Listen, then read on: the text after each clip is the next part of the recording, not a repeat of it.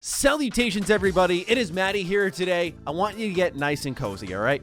Grab a snack, sit down in a chair, lean back a little bit. We're talking about Xbox acquisition rumors, all right? Yes, the sky is blue. The grass is green. Matty is a KOTOR fanboy, and we have Xbox acquisition rumors out in the wild. Yet again, this has been a consistent thing since Xbox acquired Bethesda last year, and the timing is awfully peculiar when you look at it because we're just a couple of days shy of that 1-year anniversary for Xbox acquiring Bethesda. And what's different this time that amidst all of the Xbox acquisition rumors where we heard they were going to announce stuff at E3 or something for Gamescom, it's constant, right? What makes things different this time? Well, it doesn't seem to be just pure internet buzz. A lot of people, a lot who have proven sources, are all talking at the same time, suggesting something's coming, at least a slight rumbling. So we're going to go over all of that in this video here today. If you're new here and you're into Xbox news, information, and the occasional rumor, be sure to consider subscribing. Let's get into it. So like I said, everyone and their mother is talking about Xbox acquisition rumors. So what we got here is over on Reddit, a post completely popped off saying YouTuber Skolzy claims he has heard rumors about a crazy Microsoft acquisition that will have internet lawyers debating monopoly laws. To which a number of tweets afterwards were linked outside of Skolzy's post. You had Tom Warren, who has reliable sources as well, posting the Cookie Monster, seemingly waiting for something. Then you've got Stein, who works over at Xbox as the social media manager, with a tweet saying, when a meeting leaves you like this, with someone a little bit hyped. Now, a little side note here. Your boy did some digging because I'm like, he works at Xbox. Certainly, he could squash a rumor if he wanted to. The tweet was deleted. And I don't want to dig too deep on that, and we don't want to go down that rabbit hole too far, but tweet was deleted, no follow-up, nothing. He could have thought, this is misguided speculation, let's just get rid of this. Or a mistake could have been made. Who knows? But there's more. Special Nick of Xbox Era, who's at the heart of a lot of Xbox rumors, had this posted. Funny enough, I believe that tweet is also gone. Then ACG, Home Team, former host of the Ham Radio podcast and Defining Duke, posted, looks like another purchase is heading into getting announced within 1 month. That is pretty big. I assume at this time, we just need to assume 4 gaming companies own everything. I can vouch for Carrick. You know, I've worked with him for about half a decade at this point in time, and his sources have been pretty consistent. Last but not least, we have Colt Eastwood, who posted really before everybody and said, Xbox has been quiet. That is about to change. Stand by. Once again, everyone's talking. Now, immediately what I thought of was Jez Corden, my father, Jez Corden, who, he just seems to have the answers for everything. That's why he's the dad of Xbox in my eyes. And so I went to his Twitter account to see, like, what's he talking about with the acquisition stuff. And he, number one, says that he doubts it would be Ubisoft. But number two, he says, I have no info regarding acquisitions. That doesn't mean they're not being worked on. Microsoft has been vocal about wanting studios that match the culture with new ideas.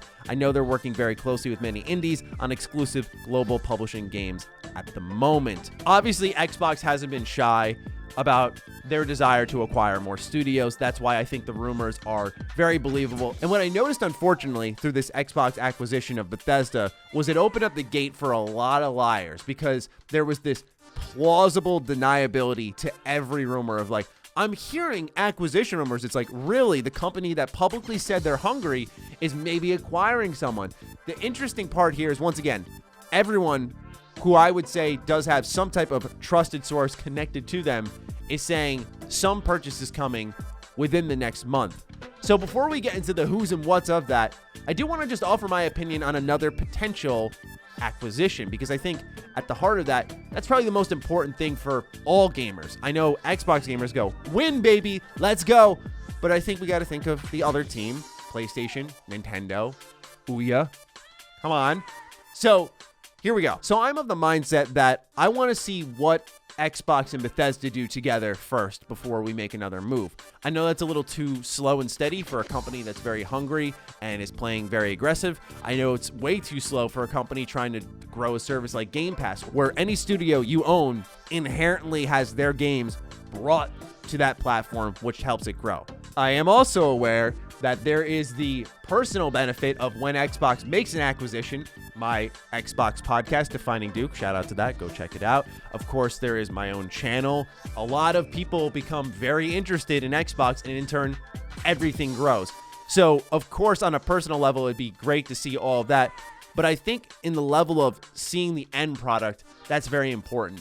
Now, I do trust Xbox a lot more than I once did. We have seen the Metacritic and the OpenCritic score gradually rise over time throughout a number of Xbox Game Studios published titles like Microsoft Flight Simulator, Ori, and the Will of the Wisps, and you had Gears Tactics, and this year has been pretty strong with Xbox with the likes of Psychonauts 2, and then we have situations like, say, for Psychonauts 2, where boss fights were now included in the game, which were previously not there because of the Xbox acquisition, or in Exile with Wasteland 3 strongly benefiting from Xbox's inclusion because they were able to add full voice acting. So we've seen positive impact from Xbox interaction. We've seen strong releases from them.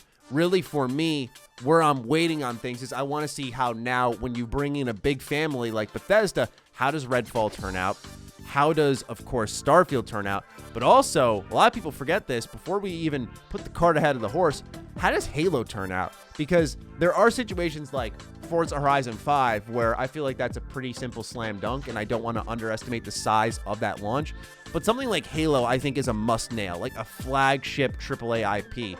That's where I think Xbox can show their prove-it mentality. Outside of the coalition, I look at Xbox and think they are excelling in the department of grabbing indies or smaller development teams and giving them the funding they need to make their game go from good to great.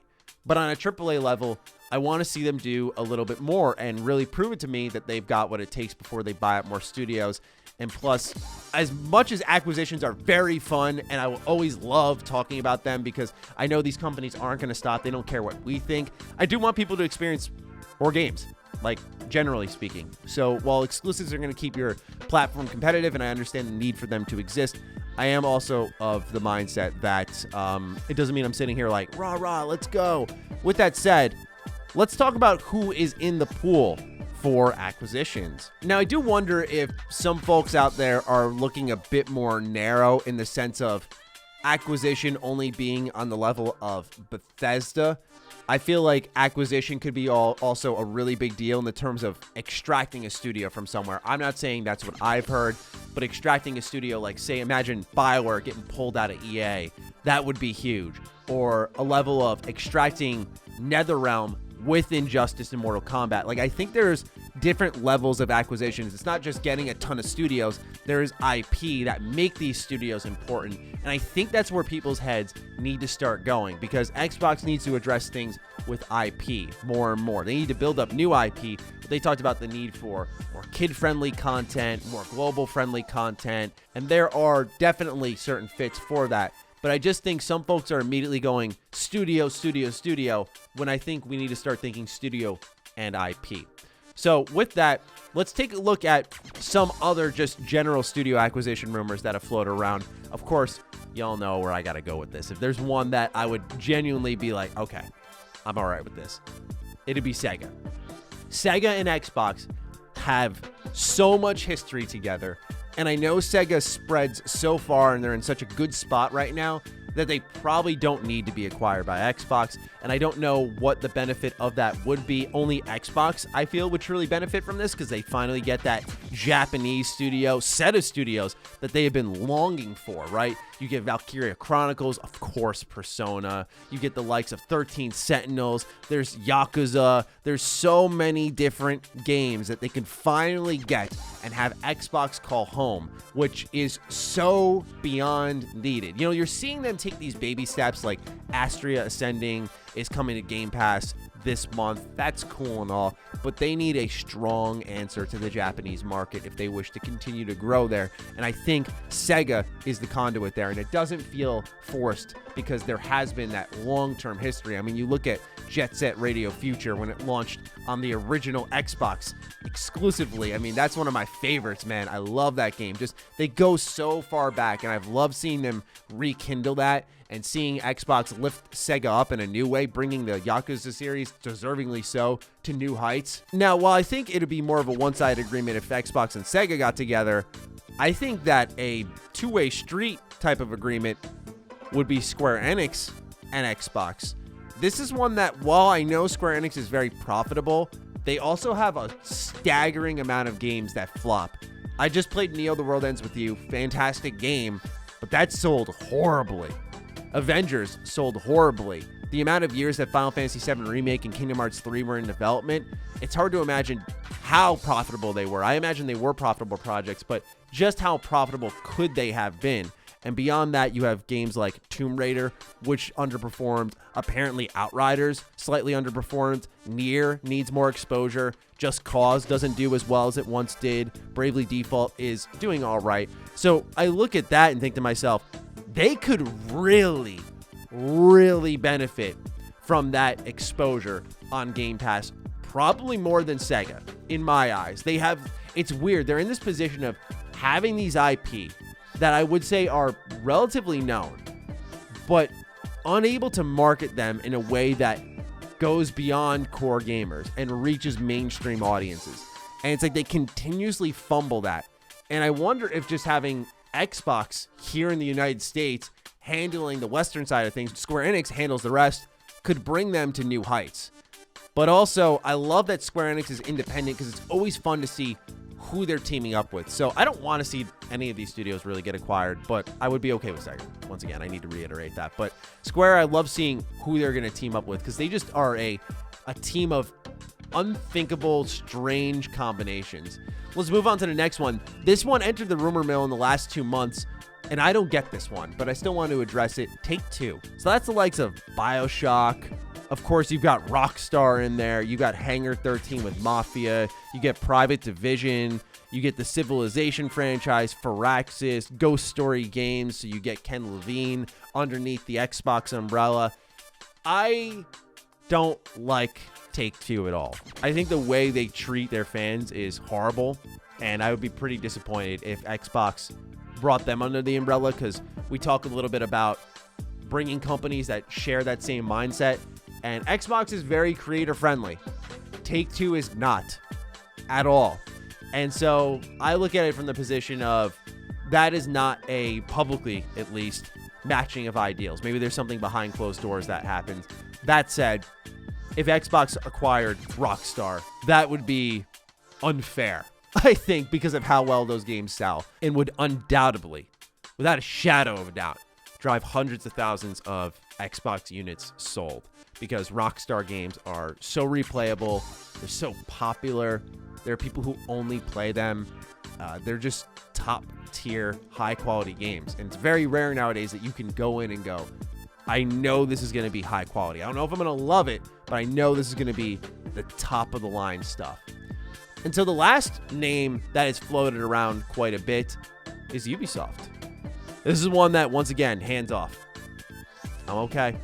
I'm fine, really. Once again, this is a matching of ideals too, but beyond that, I just think Ubisoft, I'm okay if they get wrapped into Game Pass with like Uplay. That's been rumored for a really long while, since the beginning of this year, actually.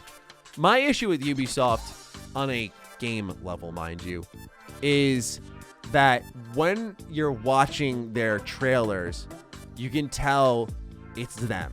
And it's not a good type of, oh, that's a Ubisoft game, because you can tell through the writing, through the character interactions, the way cutscenes are filmed, the gameplay, all of it feels very copy and paste. Even when they shake up the formula and they do something like Riders Republic, I still feel like you end up seeing elements of a Ubisoft game big time in there. Like something like Immortals Phoenix Rising.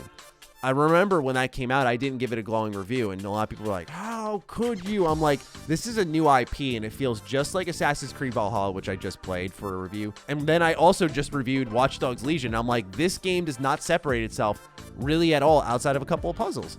And I just feel like Ubisoft has a big identity crisis internally, and it's going to take a lot of years for that to turn over, where the only thing they've published that I've been like, now that's the shit, that's different, is Mario and Rabbids.